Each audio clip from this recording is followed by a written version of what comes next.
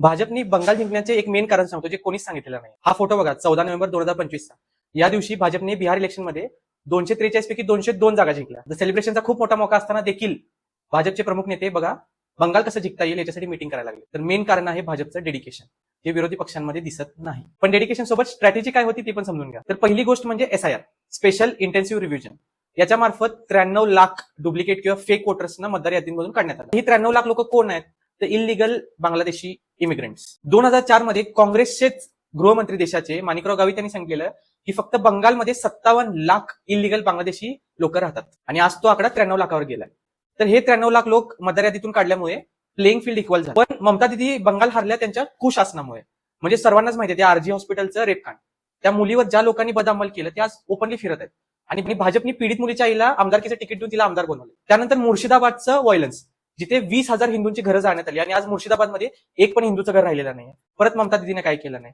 त्यानंतर संदेशखालीचा रेपकांड, तिथला जो TMCचा नेता होता शहादान शेख, त्याने त्या पूर्ण संदेशखाली तालुक्यामधील एका पण बाईला मुलीला सोडलेलं नाही. आणि जेव्हा त्या गोष्टी बाहेर आल्या तेव्हा ममता दिदीने त्याला परत पांघरून घातलं. तिथे लोक कडक कार्यवाहीची मागणी करत होते, तिथे ममता दिदीनं त्या सगळ्या आरोपींना पांघरून घातलं आणि इथूनच ममता दिदीच्या हरण्याची सुरुवात झाली. पण एक गोष्ट आपल्याला महाराष्ट्रात राहून अजिबातच माहित नाहीये की बंगालमध्ये इलेक्शन्स हे खूप व्हायलेंट असतात.